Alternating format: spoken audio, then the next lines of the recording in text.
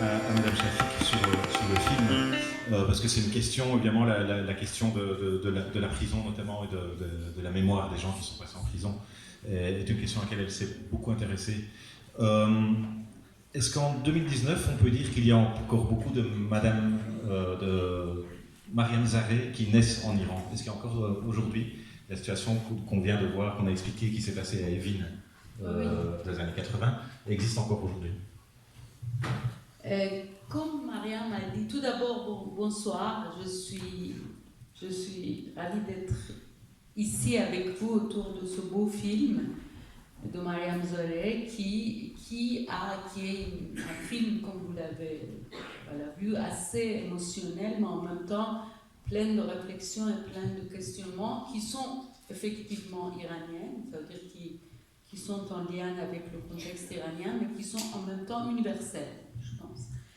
Alors, pour répondre à votre question, je pense, en fait, ce qui soulève ce film comme question de la répression politique et une répression qui amène des tragédies humaines, qui produit des tragédies humaines pour les prisonniers et prisonnières, mais aussi pour leurs familles, pour leurs enfants, pour leur entourage, ça continue toujours.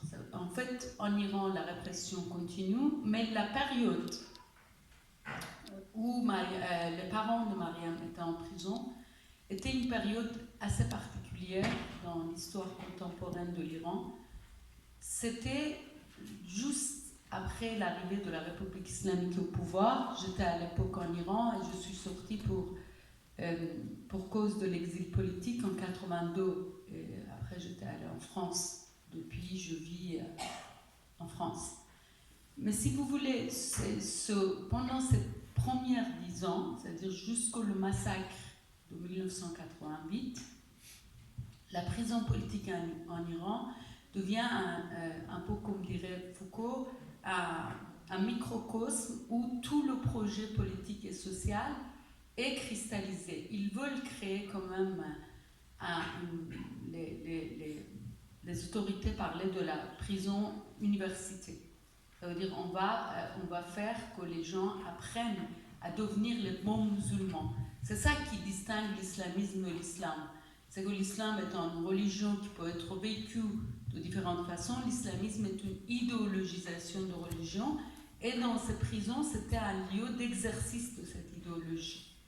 Et effectivement, là, c'était assez particulier. Donc, ces lieux de prison étaient un lieu où la torture nous dépassait les bornes. Mais après cette période, dans un deuxième, pour dire en résumé, dans les années 90, il y a eu une telle scission, ça veut dire en fait le projet islamiste, qui était le projet de créer une société islamique idéale à partir de cette idéologie, a complètement échoué. Donc il y a eu les premiers mécontentements, mais chaque génération a vécu sa prison politique. La première génération, qui sont les parents de Mariam et moi qui a échappé par l'exil, donc si vous voulez, c'est la prison absolument idéologique de torture, etc., etc. Deuxième génération de prisonniers politiques, ils ont vécu aussi la torture et l'emprisonnement, mais le régime n'avait pas le même moyen d'exercer, si vous voulez, le pouvoir, puisque la guerre, à la fin, pour les personnes qui connaissent l'histoire de l'Iran, la guerre Iran-Irak a échoué, le projet politique du régime a échoué pour faire de cette guerre aussi une victoire. Donc il y a eu plein d'amertume, même chez les gens qui soutenaient la République islamique. Donc les prisons politiques n'étaient pas un lieu de pouvoir total comme il était à l'époque. Mais il y a une génération de prisonnières politiques, des femmes et des hommes, et actuellement, après on a eu le temps des émeutes populaires comme on le voit aujourd'hui en Iran, et il y a aujourd'hui par exemple des dizaines de milliers, on ne sait pas, on dit 7000, mais de jour en jour ça augmente. Ça veut dire en fait quand Internet a été coupé, l'accès aux réseaux sociaux ont été coupés, le massacre a été fait avec un silence total, mais c'était la même chose à l'époque. De toute façon, il n'y avait pas aussi, à l'époque, il n'y avait pas Internet, il n'y avait pas, le monde n'était pas au courant de ce qui se passait dans ces prisons. D'où l'intérêt de ce film, qui explore toute une histoire qui est non dit. En général, c'est non dit. Non dit aussi pour le monde dit libre. Si vous voulez, sauf les organismes de droits humains, personne n'en a parlé. Si vous voulez, après, aujourd'hui, on sait très bien que dans les camps, puisque il y a aussi des camps qui ont été créés pour réunir les gens qui sont arrêtés, les garçons et les filles, et donc on sait très bien que, d'après les paroles des autorités qui parlent des aveux qui vont être publiés, chaque fois qu'on parle des aveux, on sait très bien que depuis le début, c'est des aveux enregistrés sous la torture. Donc c'est la même réalité, mais avec les nouveaux scénarios. Et c'est pas la même chose, mais la logique de la répression continue. C'est ça qu'on pourrait dire. S'il y a des enfants, déjà comme vous avez vu dans le film, ces enfants-là ont du mal à parler. Déjà pour ça, la génération de Mariam, il y a très peu de gens qui parlent. Aujourd'hui même, comme les cas de violence extrême, même s'il y a des gens, je ne sais pas si elles peuvent, ça veut dire que, vous savez, l'histoire c'est ça aussi. Il faut que le temps passe et après que les gens puissent parler de ce qui leur arrive dans les cas de violence extrême. Ouais. Mais par contre, nous pouvons en parler.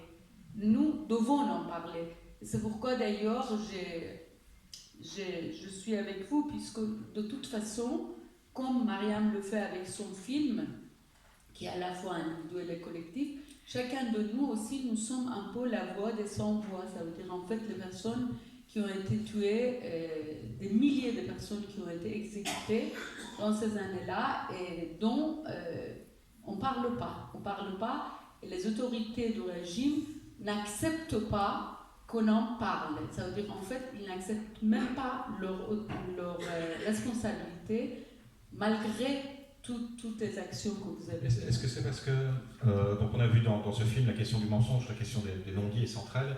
Là, je m'adresse aussi à M. Dolpour avec ma question. Est-ce que vous dites qu'ils n'en parlent pas vous avez dit dans votre intervention que leur idéal de révolution islamique a échoué finalement, et ils ne peuvent pas l'avouer en fait. Ils ont toujours, le discours a toujours été de dire que cette révolution n'a pas encore donné tous les bienfaits qu'elle est censée avoir donné, parce qu'il y a beaucoup trop d'ennemis autour de l'Iran. Donc on connaît les discours qu'on voit dans les actualités. On voit qu'ils citent toujours les États-Unis, Israël, évidemment, le monde occidental, on va dire en général. Est-ce que ce récit est toujours le même? Et quel est encore aujourd'hui le degré de croyance de la population iranienne dans ce récit?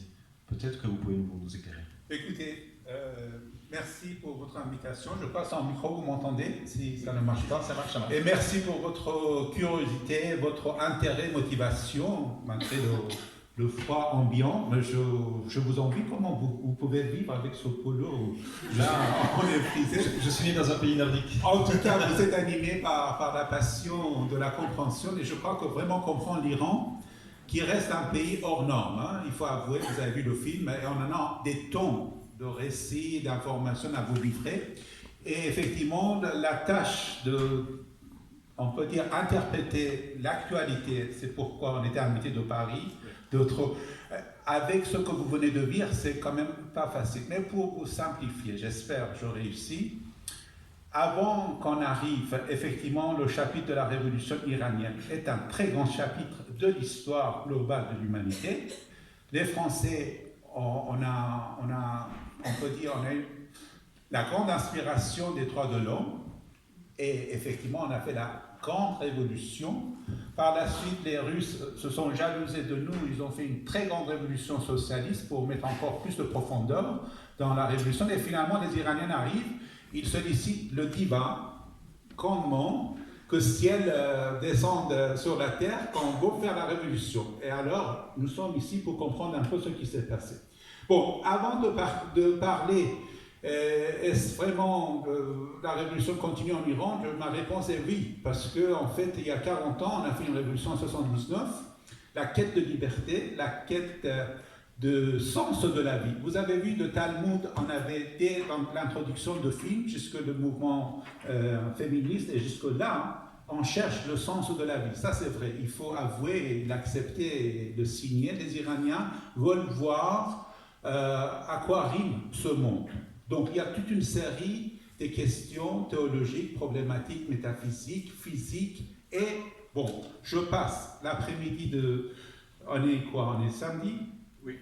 N'est pas fait seulement pour parler de métaphysique, mais il faut savoir ce qui est, à mon sens, le fond de problème en Iran, c'est la question de traitement des désaccords.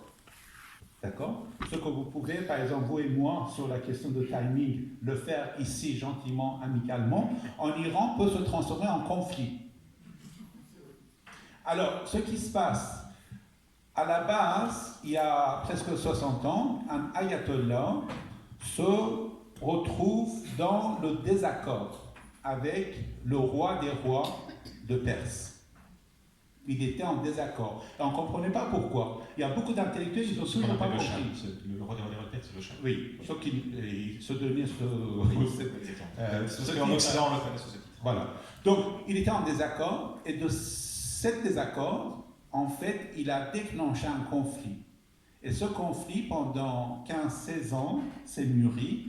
Et finalement, dans la grande révolution des peuples d'Iran, cet ayatollah s'est donné une place centrale. La révolution a été déviée, certains disent confisquée, et cette révolution démocratique populaire est devenue islamique. Islam qu'on ne connaissait pas, qu'on ne savait pas de quoi il s'agit.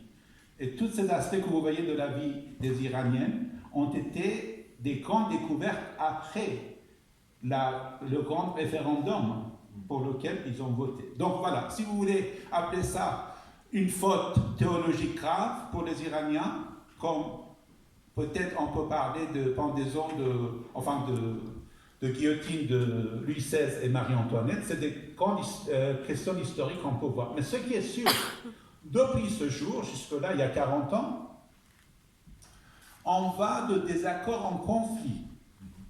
Et de conflit, en effet, sur le plan domestique, régional, on arrive au niveau international, même chez vous à Bruxelles, on ne vous laisse pas tranquille. Vous devez venir un après-midi de samedi comprendre ce qui se passe en Iran. Donc, en Iran, le traitement de désaccord a un sens de terreur qui peut devenir sanglant, que personne ne prend la charge, ni juridique, ni... C'est ça qui est dramatique quand on parle des angles morts. C'est-à-dire, vous vouliez parler un peu de l'actualité. Comment ça se fait en plein grand jour d'un monde interconnecté, globalisé, pour 5 jours, l'Internet dans un pays le plus emboîté du Proche-Orient est coupé.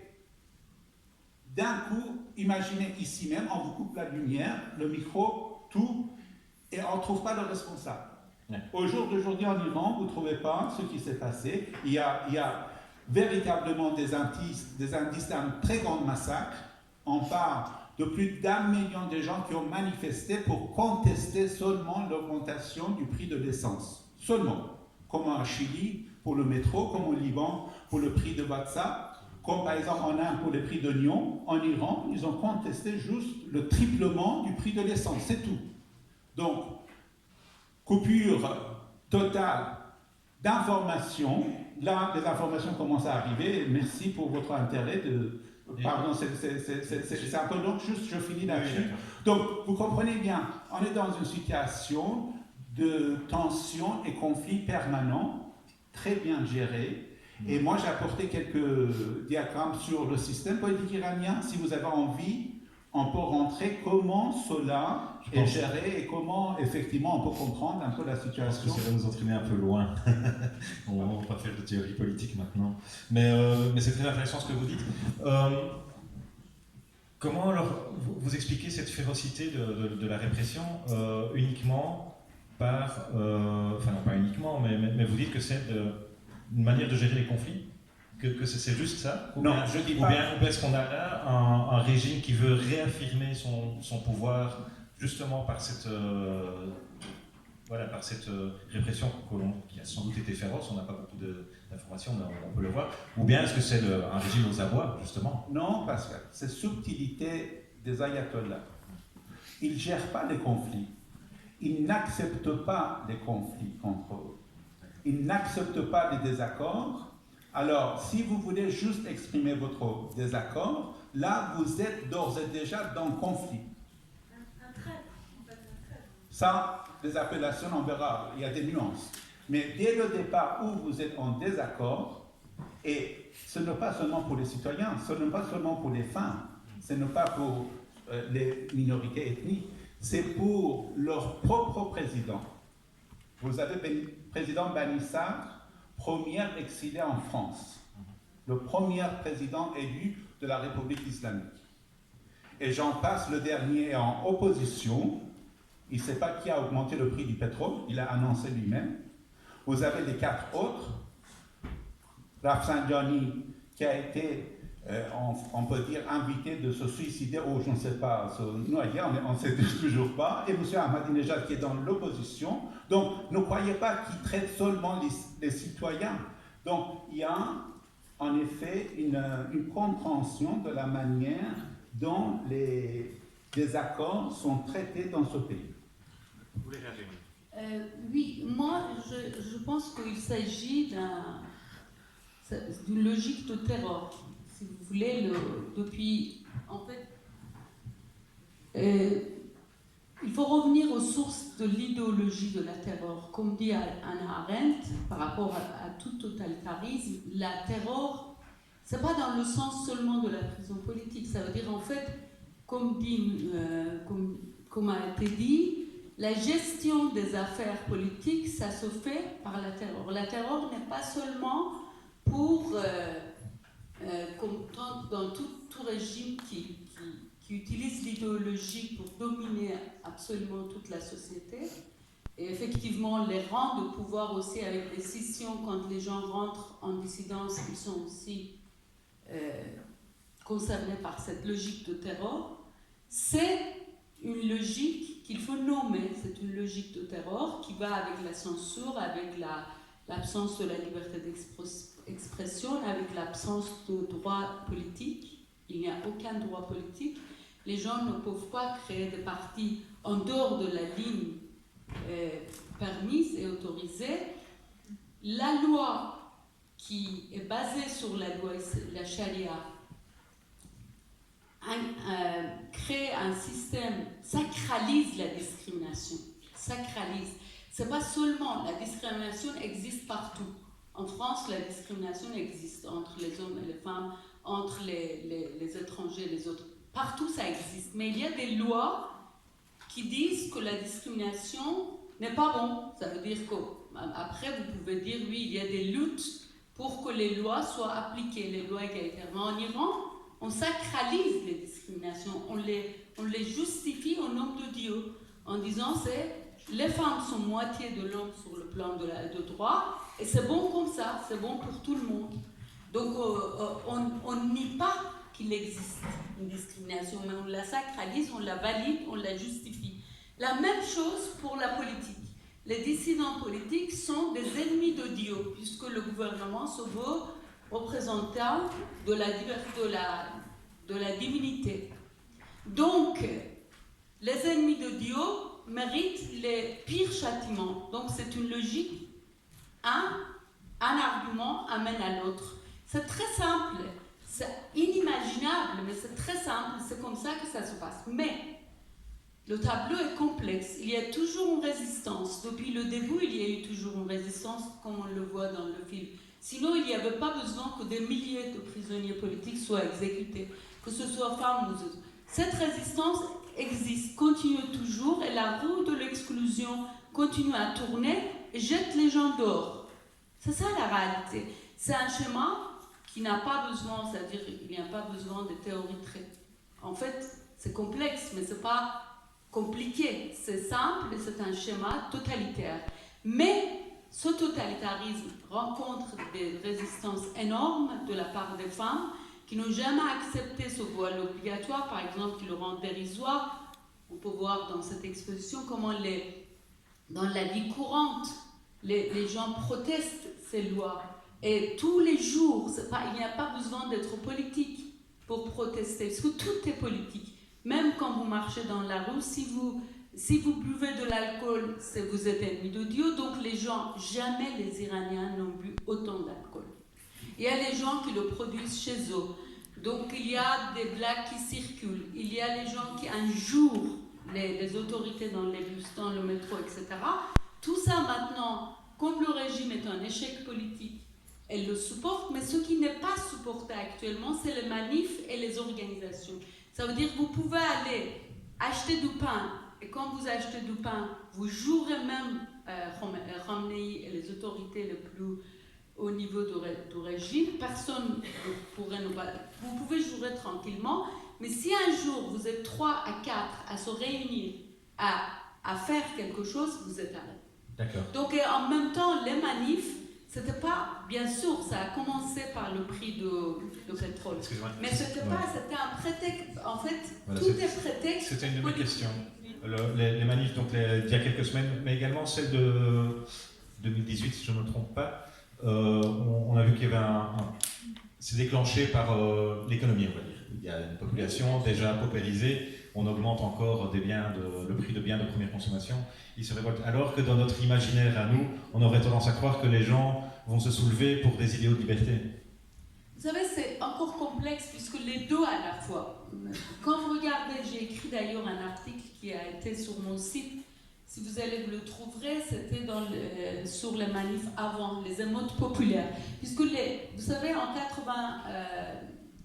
en 2009, quand il y a eu le mouvement vert en Iran, c'était les étudiants, les jeunes femmes, les jeunes hommes, les classes moyennes, les gens qui sont quand même, qui voulaient par le droit de vote entrer dans le mouvement politique. Ça a été réprimé. Il y a eu quand même des morts, il y a eu des emprisonnements, ça a été réprimé. Actuellement, la particularité de ces émeutes populaires, c'est que c'est des gens de classe populaire. Ça veut dire les gens que le régime prétendait qui étaient ses bases à lui. Donc, ils sont dans la rue. Et une partie aussi des étudiants des classes moyennes, maintenant, actuellement, rejoignent les classes populaires. Mais quand il y a eu les dernières émeutes, j'ai écrit un article puisque j'étais très fatiguée de lire tous les journaux français qui disaient c'est des revendications économiques. Quand vous regardez les slogans, bien sûr, puisque l'économie sociale et politique en Iran, c'est comme ça partout. En Iran, il y a une imbrication encore plus forte. Et je vous donne pour le mouvement actuel, deux ou trois de ces slogans.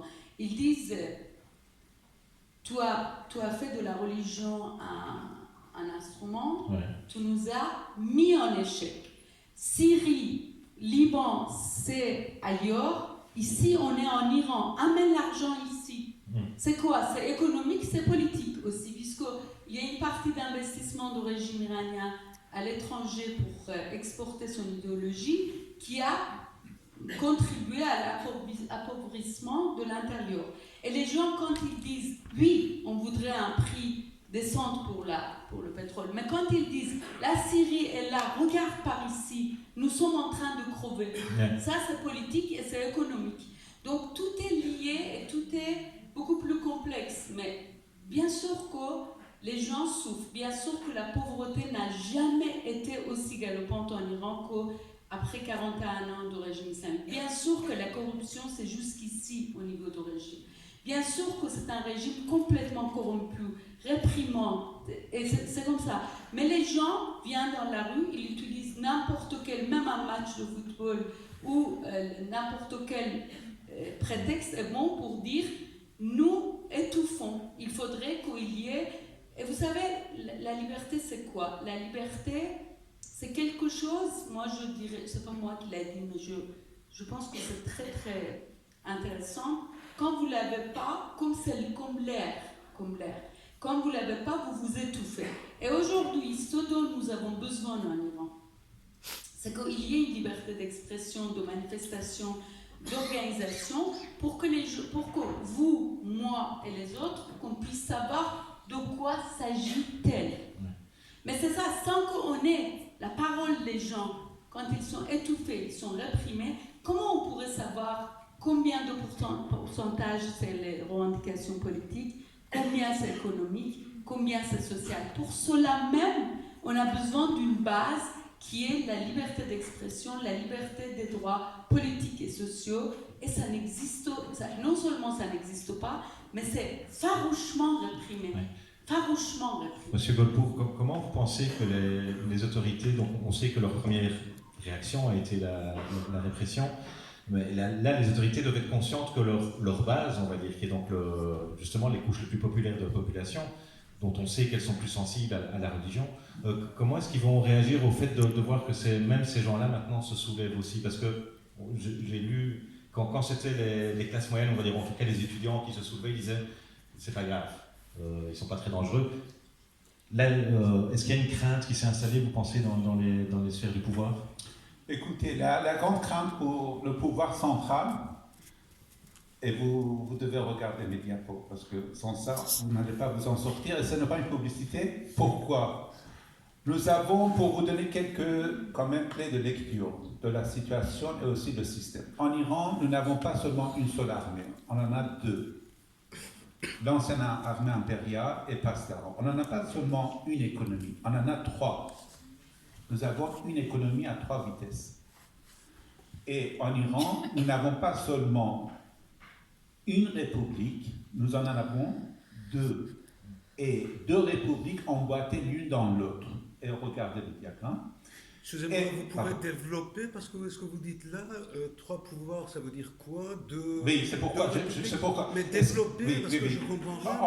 On peut juste Vous êtes très bref là, et avec l'accusation, mais soyez un peu plus approfondi. Ne vous emballez pas sur l'accusation, j'accuse personne. Il y a un diagramme qui peut vous...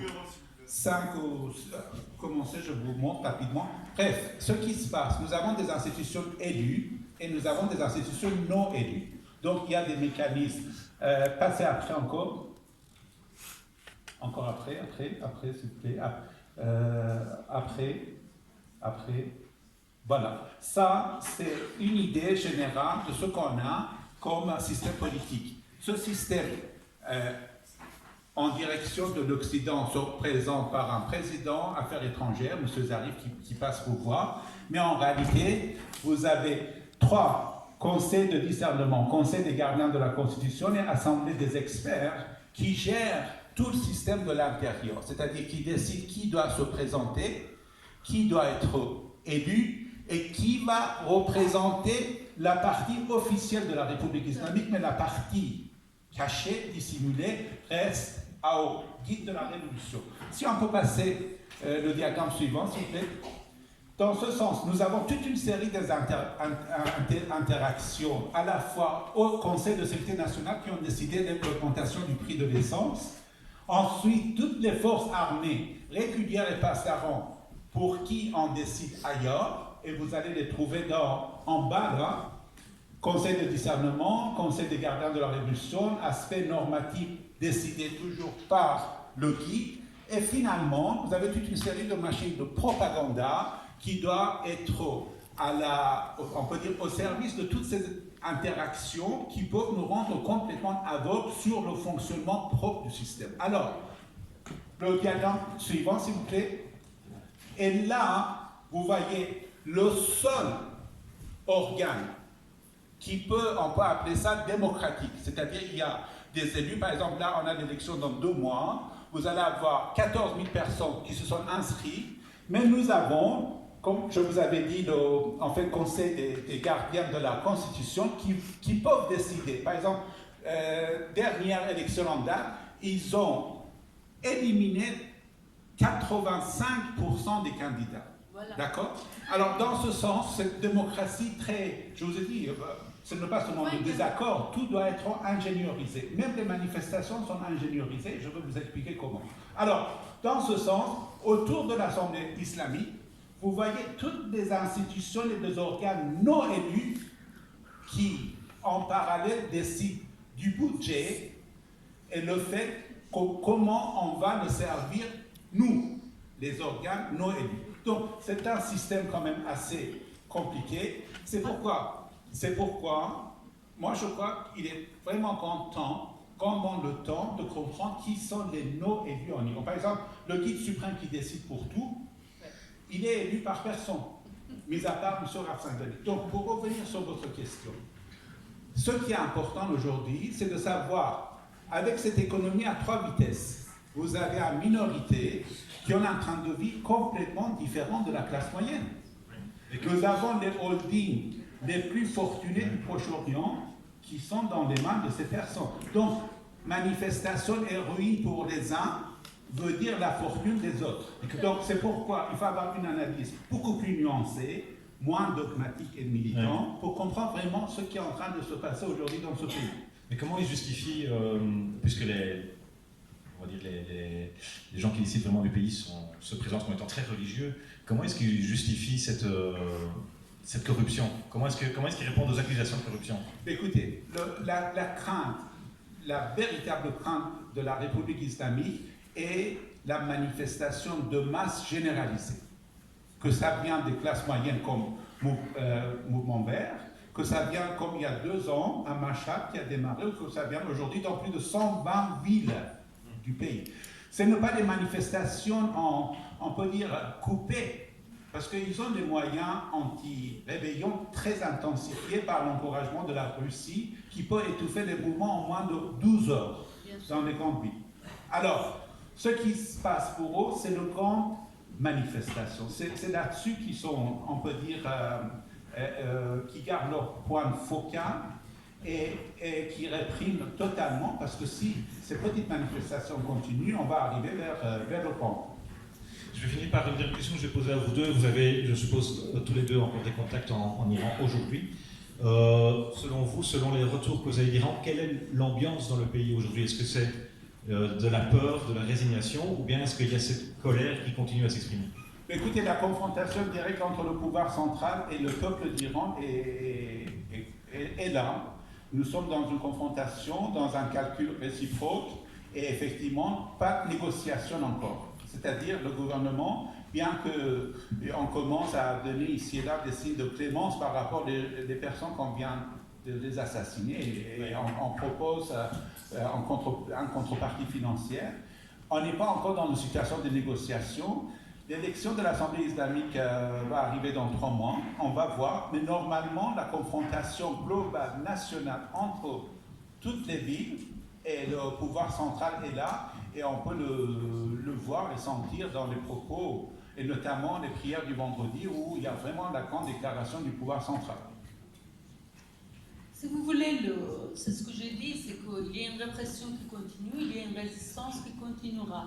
Mais maintenant, d'après ce qu'on entend par les personnes, puisque actuellement les réseaux sociaux marchent ou les téléphones marchent, le téléphone a toujours marché de toute façon, on a eu des informations, et si vous voulez, la répression est énorme. Donc les gens, les familles des gens qui sont actuellement en arrestation sont très inquiets. Il y a le pouvoir, c'est la première fois que le pouvoir, face même à son camp des réformistes qui ont échoué, dit qu'ils comprennent qu'il y a des gens qui ont été tués pour rien et tout, et il essaye même de proposer un prix de sang, si vous voulez. Ça, c'est ce qui est comme un honteux, mais voilà, ils le font. Ils essayent de racheter un peu le silence.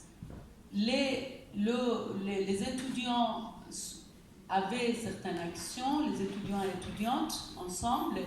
Donc moi je pense, si vous voulez, que, étant donné que le fond des questions n'est pas réglé, comme disent même les personnes de l'intérieur du régime, ceux qui pensent qu'il faut sauver le régime par les réformes, même eux, ils disent qu'il y aura encore des émeutes, il y aura encore des problèmes, puisque le problème, qu'est-ce que vous voulez? Il y a, comme vous l'aviez très bien dit, tout ce schéma, c'est un schéma, on peut l'appeler différemment, mais je l'appelle totalitaire. Pourquoi? Pourquoi? Puisque l'organe, c'est-à-dire que la colonne vertébrale de ce schéma-là, c'est le guide suprême qui est en haut, qui décide.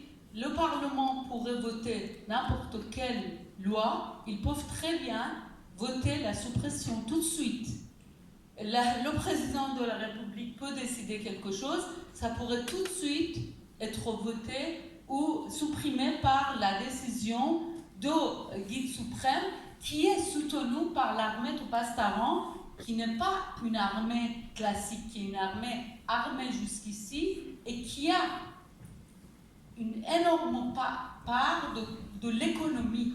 L'armée Pasdaran intervient dans l'économie, est un organe économique en même temps. C'est pourquoi on est dans un schéma tel. Et si vous voulez, la situation du Moyen-Orient n'est pas tellement plaisante. Il y a la guerre partout, il y a la guerre entre Israël et Palestine, il y a la guerre Syrie, il y a Liban, il y a les autres, et le peuple iranien qui essaye de sortir, qui essaye de résister. Quand on regarde le scénario du Moyen-Orient, vous pouvez très bien comprendre la tristesse qui domine actuellement après cette répression. Quelle est l'issue face à un pouvoir qui reste absurde et absurdement aveugle et sourde. Et effectivement, on est dans un état, moi je le dis, un peu dans mon dernier essai, je l'avais un peu développé, comme une dépression qui se sent, mais une dépression généralisée, mais en même temps, les gens le sortent dès qu'ils ont une occasion et essayent de résister. Donc le tableau n'est pas noir, mais n'est pas, pour moi, n'est pas tellement réjouissant non plus. Et pour nous, ce qui est le plus inquiétant, c'est la situation des milliers d'arrêtés aujourd'hui, qui sont dans les mains des gens, et en plus c'est des jeunes. C'est des jeunes qui, parfois des mineurs, dont les familles n'ont aucune nouvelle. Je suis désolé, on est toujours pressé par le temps dans ces événements, on voudrait passer plus de temps. On a quand même le temps de prendre une ou deux questions du public, mais je vais demander tant de ce côté-ci que de ce côté-ci d'être concis. Monsieur, vous avez levé le doigt, j'ai vu qu'il y avait des doigts levés là-bas aussi. Je vais commencer par monsieur, puis je viens vers vous. Oui, parlez fort. Il n'ira pas jusque-là, je pense, au micro, mais je relayerai avec... Mais oui, tu veux l'autre. Non, les opposés, je relais. Ok. Madame vient de parler effectivement de l'Iran dans le cadre... Je relayerai la question, Je veux bien. Non, il va... Allez-y.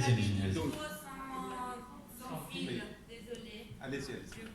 Donc, vous venez parler d'Iran dans le cadre de Moyen-Orient.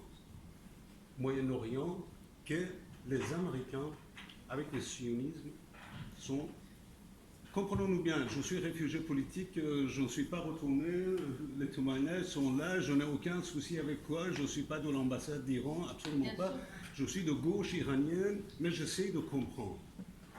Mais, donc, dans le géopolitique actuel du Moyen-Orient, monsieur, s'il vous plaît, si vous me dites 1 million de personnes pendant, et ça je précise, 3 semaines, c'est-à-dire 23 jours, ils ont été avant la répression. J'essaie de comprendre seulement, vous comprenez? J'essaie de comprendre cette répression féroce que vous en parlez. Donc 23 jours, 1 million de personnes dans la rue. Est-ce que vous connaissez un pays dans le Moyen-Orient, là où il y a la permission pour 1 million de personnes dans la rue pendant 23 jours? Moi, je n'en connais pas. Je lis tous les jours, certainement pas le média que vous allez conseiller ici, mais le média alternatif. Il n'y a pas un pays comme l'Iran. Ça relève de la complexité de ce pays.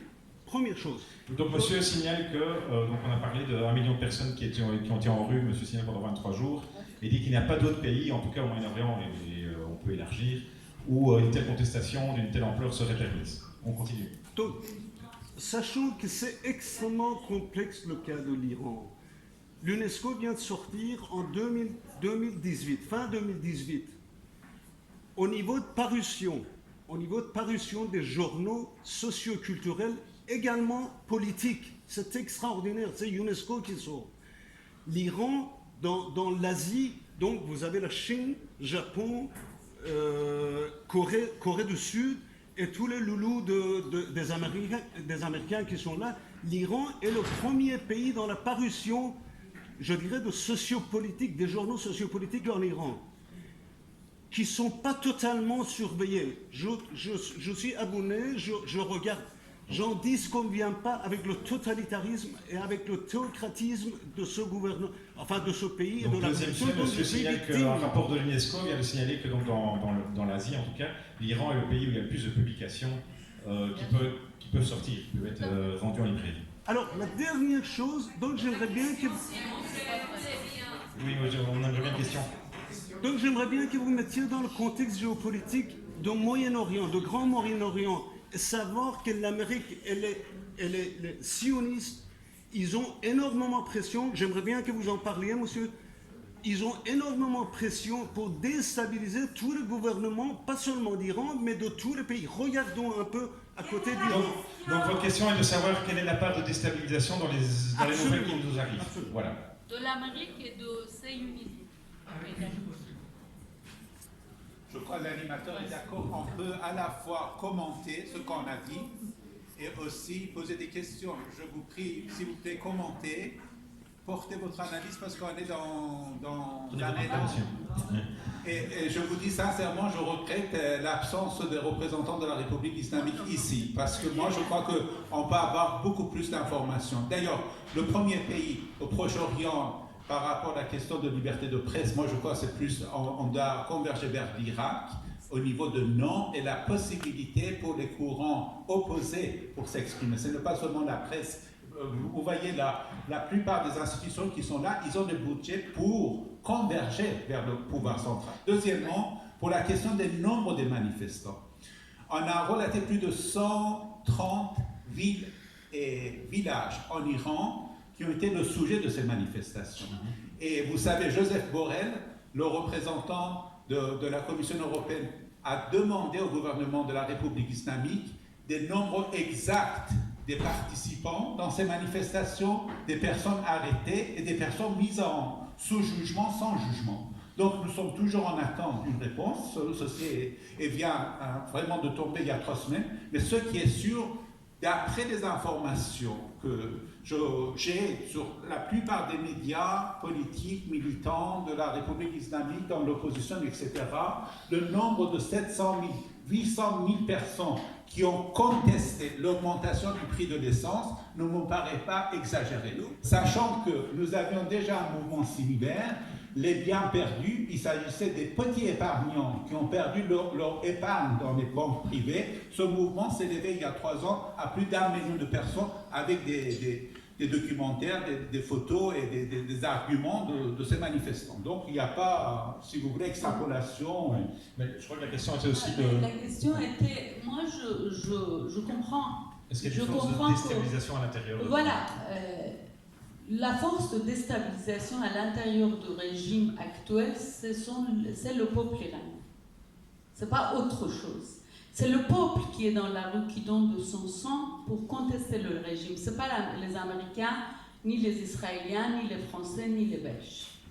Donc ça, c'est très clair que personne ne joue sa vie dans les rues de 130 villes qui ont été en Iran. Après, si vous voulez dire par là que ces gens-là sont des gens qui ont bougé sous la décision d'Amérique, je vous dirais non, et jamais non, et jamais non. Parce que, de toute façon, bien sûr que tous les pouvoirs du monde, que ce soit le pouvoir américain, que ce soit le pouvoir... Tous les États du monde jouent pour leur politique.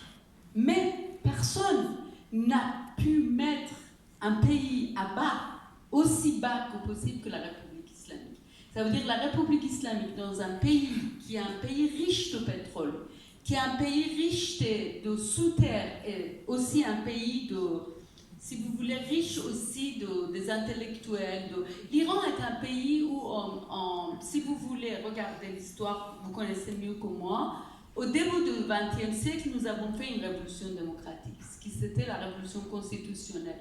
Il ne faut pas voir seulement le pays dans une région, il faut voir dans chaque pays aussi son propre histoire. Nous avons eu la révolution constitutionnelle, après nous avons eu la révolution qui a été appelée islamique. Mais en fait, comme c'est montré dans ce film, a été une révolution qui voulait autre chose. Mais bien sûr que les Américains ou les Israël ou la France ou la Russie et la Chine, dont vous oubliez que la Russie, par exemple, apporte tout son soutien au régime actuel et joue dans l'échiquier politique de l'Iran. Joue. C'est pas seulement l'Amérique. La Chine joue. Tout le monde joue. Même, c'est quasiment le géopolitique. C'est le jeu géopolitique. Mais qui permet que ce jeu puisse avoir des conséquences néfastes ou des conséquences salvatrices? Ce sont les régimes. Ce sont les autorités de pouvoir. Que ce soit la politique interne, que ce soit la politique externe, c'était un échec total. La négociation a toujours échoué, que ce soit à l'intérieur, que ce soit à l'extérieur. Donc si vous voulez regarder les choses, et moi, à la fin, je dis seulement un mot, chaque peuple, et même si vous voulez réfléchir sur les choses, il ne faut jamais renvoyer tout sur l'étranger. Ça, c'est quand même une logique qui n'est pas juste. S'il y a quelque chose dans un pays qui se passe, ce n'est pas la faute seulement aux autres. Il faut regarder les mécanismes internes. Où est-ce que nous avons échoué? Par exemple, par rapport à notre révolution, comment ça se fait que Khomeini a pu récupérer la révolution? C'est aussi notre responsabilité de gauche. Moi, j'étais de gauche, je suis toujours de gauche. Mais le problème, c'est de tout le temps renvoyer vers l'impérialisme, tout le temps renvoyer vers le sionisme, tout le temps renvoyer. Ça, c'est le seul intérêt de cet argument, c'est de nous rendre aveugles sur nos propres problèmes. Donc, bien sûr qu'il y a un échiquier politique, bien sûr qu'il faut regarder le jeu géopolitique, mais en même temps, les choses se jouent à l'intérieur de l'Iran et la solution viendra de l'intérieur de l'Iran. Monsieur Golbo. Écoutez, rapidement, je vais avoir peut-être une proposition moins militante et plus, on peut dire, non, c'est pas pour vous, c'est pour le public. Je crois qu'il faut quand même voir les choses très clairement.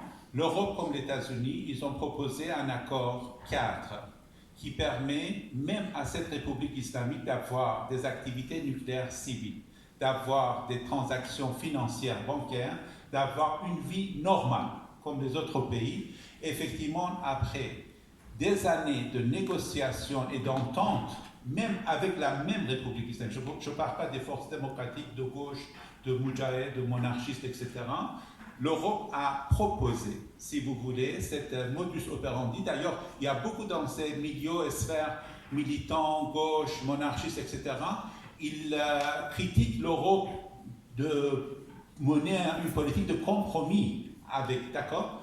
Mais comprenez bien, la République islamique rejette cette résolution des conflits et des accords. Absolument. Ils sont en quatrième pas d'accélération de leur enrichissement d'uranium qui, d'après ceux qui sont les documents et les analyses très claires et pointues, sort de 4 activités nucléaires civiles. Ceci flagrant, ceci clair. Donc, on peut dire qu'il y a une mauvaise gestion même sur le plan de transactions financières que les Iraniens doivent payer pour cela. C'est-à-dire, c'est contrepartie. Donc, effectivement, les États-Unis comme l'Europe, ils ont leurs intérêts. Mais quand ces intérêts sont attaqués dans la région, quand vous avez des missiles balistiques à une portée de 2500 km, où les passaros disent « ceci vise l'Europe », vous ne pouvez pas non plus rester silencieux. Donc, ce monsieur, malheureusement, nous a quittés. J'espère que vous voyez, nous ne sommes pas ici pour vous porter un message militant. C'est pour comprendre la situation où nous sommes, quels vont être les scénarios et vers où on peut converger. C'est ça que je crois c'est plus important. Madame, vous vouliez, oui, ça vous dérange de vous lever, de parler fort? Absolument pas. Bonjour, je voudrais remercier d'abord pour cet extraordinaire film que j'attendais depuis très longtemps. Je suis militante de gauche bien sûr, mais ce qui m'interpelle vraiment, quelles sont les démarches de la part de M. Golpour ou Mme Shafir, parce qu'on est néanmoins ici en Europe, on vit en Europe, Moi, de ma part, personnellement, j'ai déjà interrogé concernant ce dernier événement en Iran, parce que c'est quand même un sujet très palpable et très important, parce qu'il ne s'agit pas d'un seul mort ou tué, il s'agit d'une répression énorme qu'on ne peut pas vraiment nier. Quelles sont vos démarches, s'il vous plaît? Quelles sont vos démarches auprès de nos instants européens, qu'ils soient en France, que vous vivez en France? Moi, de ma part, je fais personnellement, parce que je suis une petite brebis égarée quelque part, mais que je milite quand même avec toute l'énergie possible. Mais quelles sont les démarches auprès de l'Union européenne au moins, et parce que ça pèse quand même un peu lourd que l'Europe en tout Les démarches pourquoi, madame? n'a pas fait ces déclarations les 10 premiers jours. C'était le silence radio total, qu'il soit la FTV, le RTL-TVI ou les chaînes françaises. Okay. Nos journaux n'ont absolument pas... Je rappelle que j'avais demandé d'être un petit peu plus concis. Donc vous demandez en fait quelles sont les démarches que M. Golpour ou Mme Shafik ont fait vis-à-vis de... D'accord. Vous avez une réponse? Oui, c'est très simple. Vous savez, je suis un humble conseiller pour affaires étrangères, aussi bien en France que le Parlement ici. Je suis souvent sollicité comme conseiller ou j'apporte, comme l'année dernière, au Parlement européen. Vraiment, comme je viens de partager avec vous ces informations.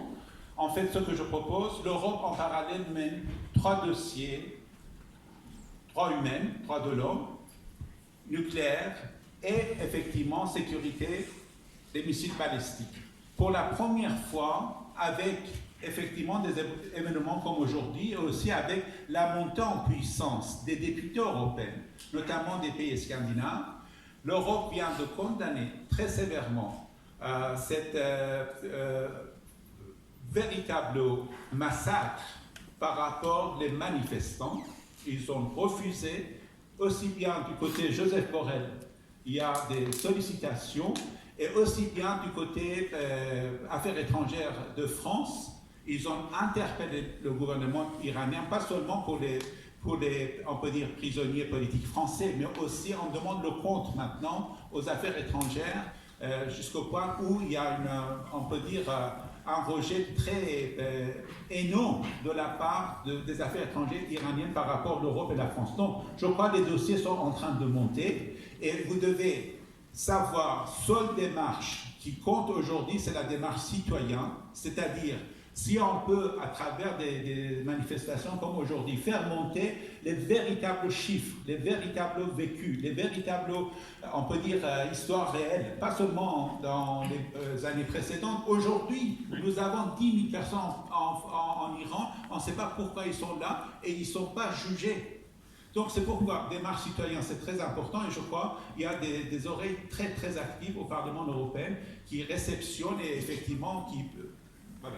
C'est pour vous dire, attention tout simplement, Madame Frédérique Ries, elle n'est pas de même parti que moi, absolument pas, mais elle va prendre son initiative pour prochaine réunion à Strasbourg pour en parler et mettre l'Iran sur le chemin des questionnements.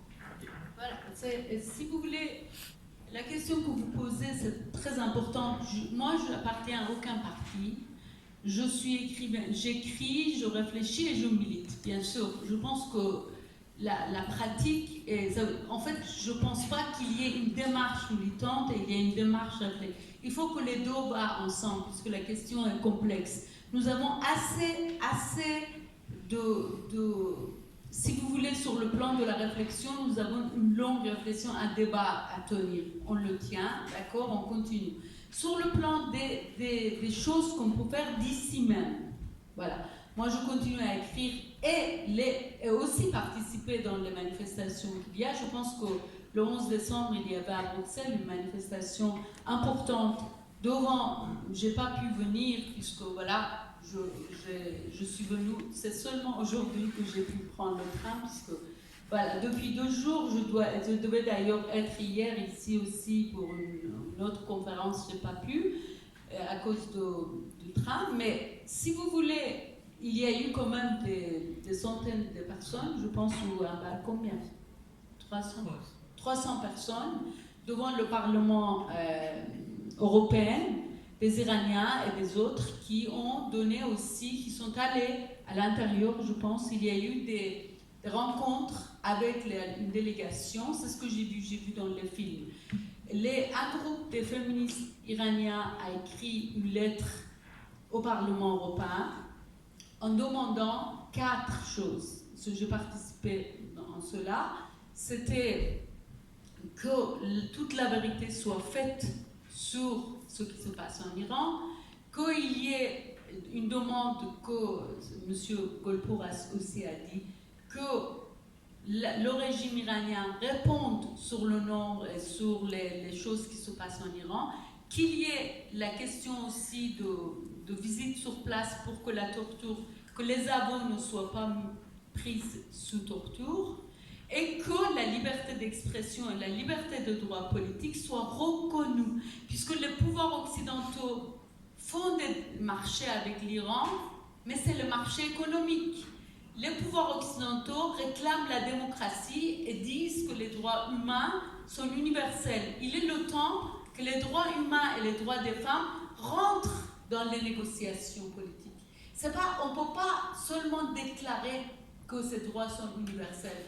Il ne s'agit pas d'ingérer, il ne s'agit pas d'aller attaquer l'Iran, il ne s'agit pas de déclencher une guerre, puisque ça, ce n'est pas une solution, c'est encore pire pour le peuple iranien. La solution, c'est que les parlementaires ou les citoyens européens prennent la question des droits humains et de la liberté des femmes comme des questions politiques et universelles. Ce n'est pas parce que c'est des Iraniens, des Irakiens, des Syriens, des choses qu'ils doivent mourir, qu'ils doivent étouffer sans que le monde puisse dire quelque chose. Donc la seule demande, c'est que les pouvoirs occidentaux, quand ils négocient avec l'Iran, prennent au sérieux la question des droits humains et la question des droits des femmes. Merci. Voilà, je crois que c'est une bonne conclusion. Je voudrais remercier nos 2 intervenants vraiment chaleureusement. Merci beaucoup, c'est pas un exercice facile.